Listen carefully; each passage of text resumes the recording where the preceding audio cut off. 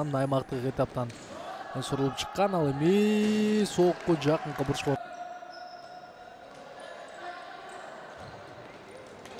буга дагы жетишкен жайы бар. Андыктан жакынкы бурчка жолдонгон кубаттуу соокку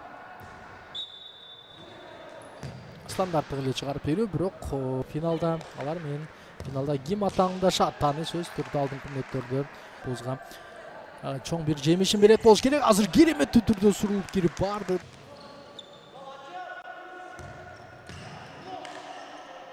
Ишке ашырат.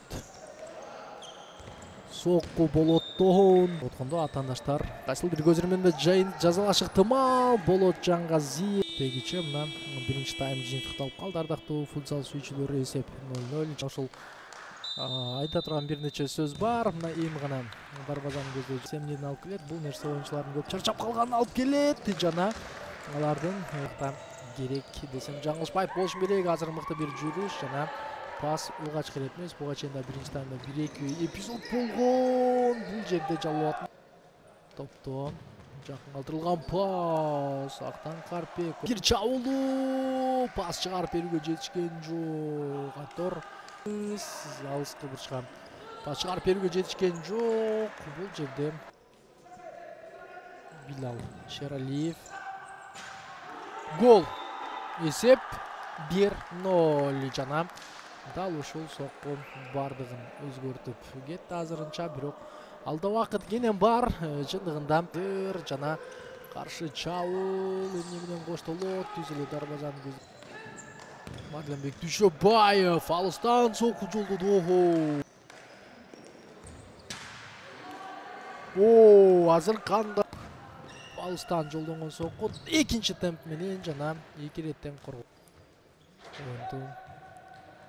Ийгиликтүү голго да чыгат. Эсеп 1-1 жана кандай гол.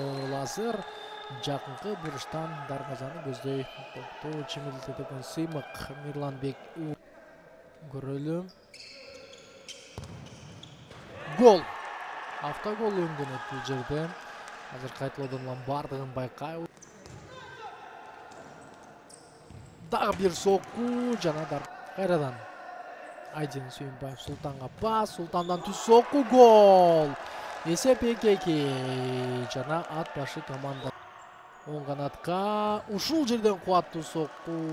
Жакынкы бурч Абдыкаримовдун калтырган пасынан кийин түз соокку. Бул жерде коргоочуга кошулууга чакырат. Ал ортодо соокку жана ат башынын оюнчусунун колуна топ тийген.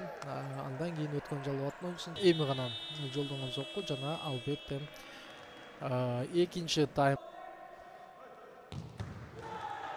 жакшы атаандашым жазгырган соокку бардыгын чечкен. Экинчи соокку жана Султан Жумабеков. Абдыкаримов соокку, гол эмес. Демек бул жерде азыр ат башы Мирланбек уулу ал дагы дарбазанын сыртын өзү соокку жолдоп алды жана болушунча командалаштар. Гол. Эсеп 2-0. Азыр үчүнчү аракет жана гол. Дал ушундай кубаттуу соокку бардыгын жок, бул 9 номурдагы оюнчу экен. Билалидин Бахадиржонов болчу. Үйлөндү. Соокку дарбазанын сыртын көздөй. Байкап көрөлү. Абдуллах Талишев өзүн кандай көрсөтөт. Гол. Өтө бир керемет гол жана Жалал-Абад командасы пенальтилер сериясынын алкагында финалга чыгып турат.